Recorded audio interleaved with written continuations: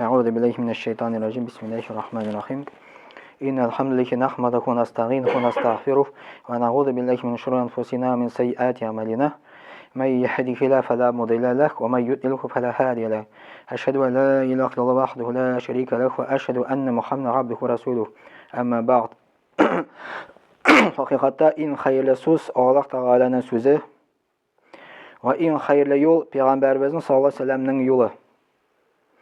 Barcha yolg'onlik bid'at va barcha bid'at adashuv ham barcha adashuv o'tqa ilta. Alloh taolo Qur'oni Karimda aytadi: "A'udhu billahi minash shaytonir rojim. Ya ayyuhallazina amanu taqulloha haqqa tuqatihi va la tamutunna illa va antum muslimun."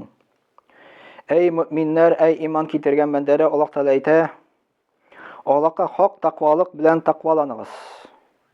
Ya'ni haqiqiy qo'rquv bilan Allohdan qo'rqig'iz. Ona itoat etigiz, qarshilik va gunoh qilmag'iz. Ona zikr qilig'iz va unutmag'iz. Ona shukr etigiz, ham kufrlik qilmag'iz. Ona hukmlarini buzuvdan bek niq saqlanig'iz. Ham Qur'on bilan amal qilib, shin musulmon haligizdagina o'ligiz deb Alloh taolo Qur'oni Karimda aytadi. Shulak Alloh taolo aytadi: "Ya ayyuhan nasu taqu robbakum alladhi khalaqakum min nafsin wahidah wa khalaqa minha zawjaha wa batha minhum rijalan kathiran wa nisaa wattaqullaha alladhi tasaaluna bihi wal arham innallaha kana alaykum raqiba." Alloh taolo aytadi: "Ey kishilar, sizni bir nafsdan odamdan xoliq qiluvchi Allohga taqvo bo'ling'iz, ya'ni ondan qo'rqing'iz. Ul Alloh odamning o'zidan xotin Havoni yaratdi va ikkisidan ko'p erlarni ham ko'p xotinlarni dunyoga shashdi. Yana Allohga taqvolik qilasiz, ya'ni qo'rqig'iz. Ul Alloh ismi bilan bir-biringizdan so'raysiz. Ya'ni Alloh rizoligi uchun bir so'zimni tingla deysiz. Ham Alloh rizoligi uchun so'rag'ach kishining kiri qoqmaganligini bilasiz. Shulay bo'lg'ach Allohni zo'rlag'iz va yaqin tug'anliq jiplarini o'zidan saqlanig'iz. Alloh bit sizning barcha ishlaringizni tekshirib kuzatuvchi. Shulay Alloh taolo aytadi: "Ya ayyuhallazina amanu taqulloha va qulu qawlan sadida. Yuslih lakum a'malakum va yaghfir lakum dhunubakum. Wa may yuti'illah va rasulahu faqad faza fawzan 'azima." Alloh taolo aytadi: "Ey iymon keltirgan bandalar, ey mu'minlar, Allohdan qo'rqig'iz va haq bo'lgan foydali durust so'zlarni nasilagiz. Alloh aytgancha ish qilsangiz, Alloh ishlaringizni va amallaringizni tuzatir va gunohlaringizni yorliqar. Biroq shin ko'ngildan Allohga va uning rasuliga itoat etsa, u kishi hech shaksiz ustunlikka va izgi tilagina erishdi." Bismillahirrohmanirrohim. Vassalatu vassalamu ala nabiyina Muhammad sallallohu alayhi vasallam. Bugungi kunda endi duo turida va'z bo'lacak inshaalloh. Duo musulmon kishisining turmushida zo'r ahamiyatga ega degan. Duo ul Alloh taolaga o'zingning miskinligingni, muhtojligingni ko'rsatib, onan boshqa kuch-quvvat egasi yo'qligini bildirib, o'zingga foydali narsalarni so'rov, ham zararli narsalardan saqlanu talab etu degan. Ya'ni duoning ma'nosi sen Alloh taolo qarshında o'zingni miskin ekanini ko'rsatasan Alloh qarshında. Alloh qarshında sen o'zingni muhtoj ekanini ko'rsatasan Alloh qarshında. Ne degani narsa bala qazo bo'ladimi? Allohdan duo so'raysan.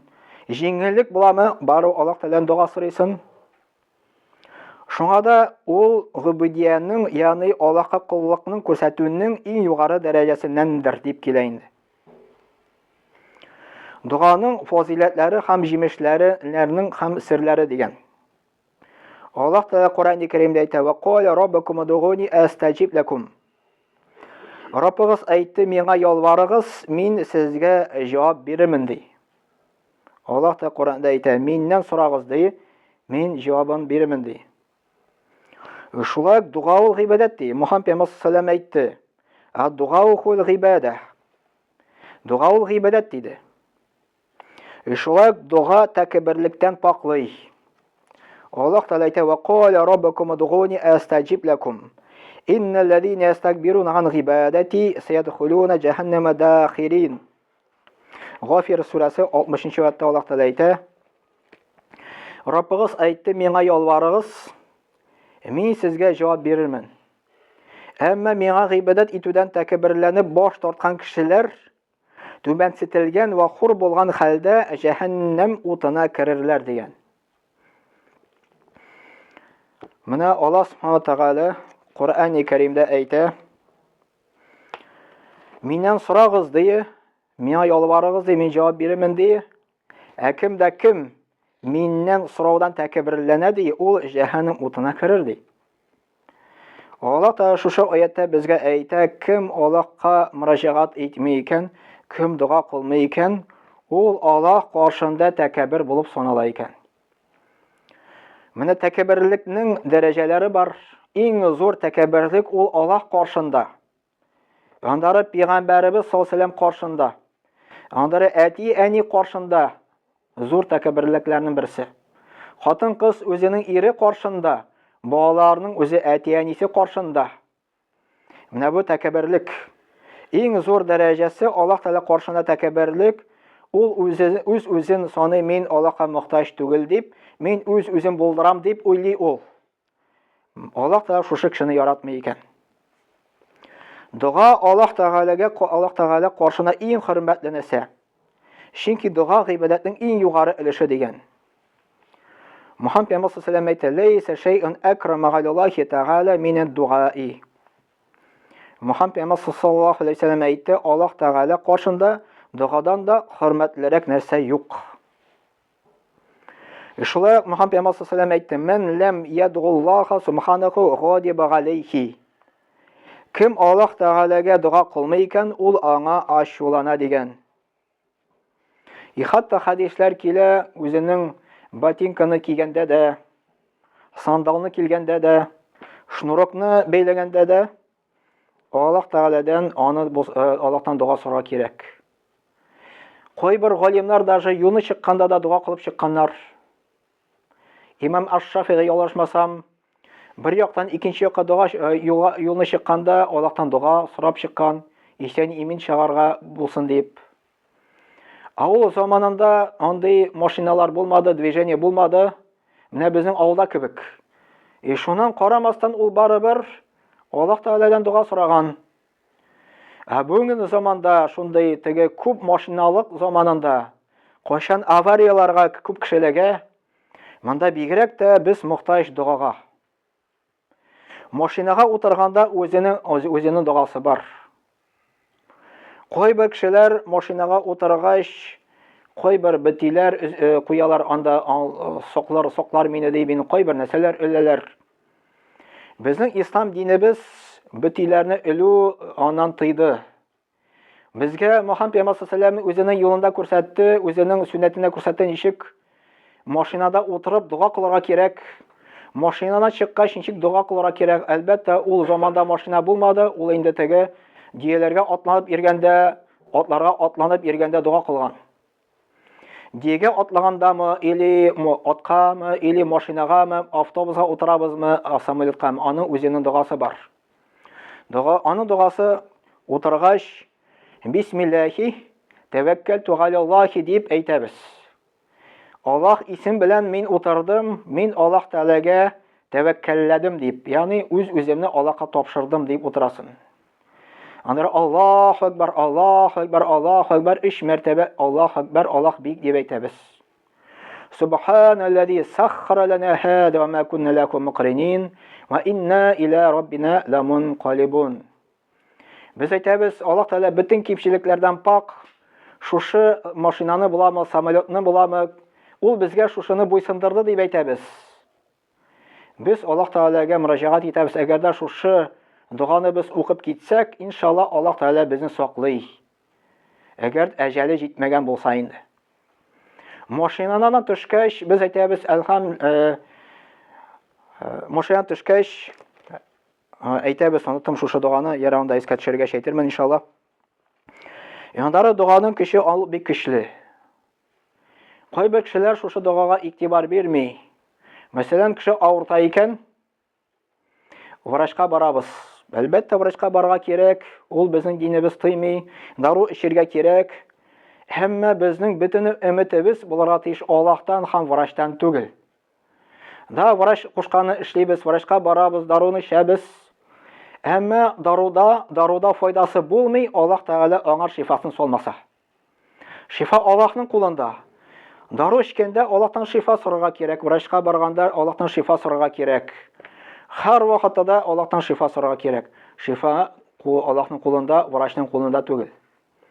Әгәр дә без әйтәбез икән, врачка синнән инде бөтен өмет дип әйтәбез икән, без шушы врачны Аллаһ белән тиңләгән булабыз, ширк кылган булабыз. Иң зур гыйлах кылган булабыз. Шифа врачның кулында түгел, ул даваны гына бирә. Шифа ул Аллаһның кулында. Шуның өчен без шифаны Аллаһ Тәгаләдән сорарга тиешбез. Анда дугага гаҗизлектән саклый дигән. Мөхәммәд пәйгамбәр саллаллаһу алейһи әйтте: "А'җазун наси ман а'җаза мин фи дугаи ва абхалун наси ман бахила бис салами." Мөхәммәд пәйгамбәр саллаллаһу алейһи әйтте: "Иң гаҗиз кеше дуга кылудан гаҗиз булганы ди. Һәм иң соран кеше сәлам бирүгә сәлам булганы ди." Әл-Адабул Муфрадтан китерелә бу хадис. Ягъни иң гаҗиз кеше дигән сүз иң зәгыйф кеше. Кем ул дуга кылмый? Ул гаҗиз, ул зәгыйф кеше дип Мөхәммәд пәйгамбәр саллаллаһу алейһи әйтте аны. Иң соран кеше ди, сәламгә дә соран булганы ди. Ягъни без ассаламу алейкум дип бер-беребезгә эндәшергә кирәк. Эндәшмәсәк инде без соран булган шикелле булабыз. Андары дуганың җимеше тәэмин ителгән дигән. Мөхәммәд пәйгамбәр саллаллаһу алейһи әйтте: "Ма мин ахадин ядгу би дугаин илля атаху Аллаһу ма саала ау каффа анху мин ас-су'i мислаху ма лам ядгу би исмин ау qati'ati rahim." Мөхәммәд пәйгамбәр саллаллаһу алейһи әйтте: "Кемдә кем гынахлы эшләр яки туганлык эшләрләрен үзенә сорамыйча, башка ни дигәнә булса да нәрсәне сорап Аллаһка дуга кыла икән, Аллаһ аңа сораганын бирә, яки шуңа тиң булган явызлыктан сак дигән." Ягъни дуга кылуның файдасы шунда, җимеше шунда. Яисә сораганы бирә, сораганын бирмәсә, берәр нинди бәла казан саклый дигән. Бер хадистә килә, Мөхәммәд пәйгамбәр саллаллаһу алейһи әйтте: "Дуга дие бәла каза белән көрәшә" ди. Без Аллаһтан дуга сорыйбыз, ул эскә менә дуга бәла каза белән көрәшә. Дуга көчле икән дие, бәла казаны җиңә ди, бәла каза килми ди. Әгәр дә дуга зәгыйф икән, бәла каза көчле икән, бәла каза дуганы җиңә. Бәла каза килә моңа, әмма зәгыйфләнгән формасында. Чөнки аны дуга уже зәгыйфләндерде шушы бәла казаны. Шуның өчен без һәр вакытта да Аллаһ Тәгаләгә мөрәҗәгать итәргә тиешбез, дуга сорап. Авырлыкта буламы или җиңеллектә буламы? Субханак ва бихамдик, ашһаду ан ла илаха илля анта, астагфирука ва атубу илейк, вассами'у дуа.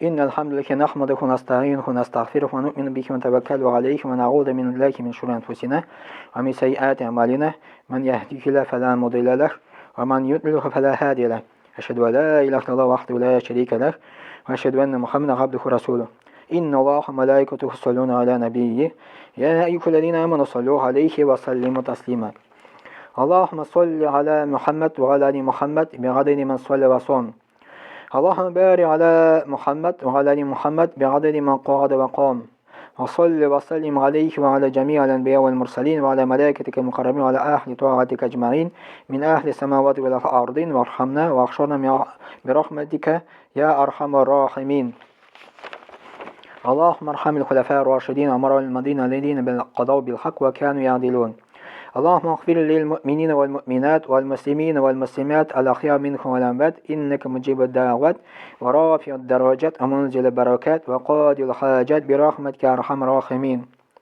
اللهم انصر من نصر الدين وحضر من خذل الدين عباد الله إن الله يأمر بالعدل والإحسان وإيتاء ذي القربى وينهى عن الفحشاء والمنكر والبغي يعظكم لعلكم تذكرون واذكروا الله العلي العظيم الحي القيوم يذكركم واشكروه يزيدكم واستغفروه يغفر لكم.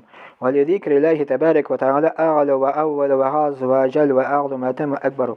وصلى الله على نبينا محمد وعلى آله وصحبه أجمعين وأقيم الصلاة.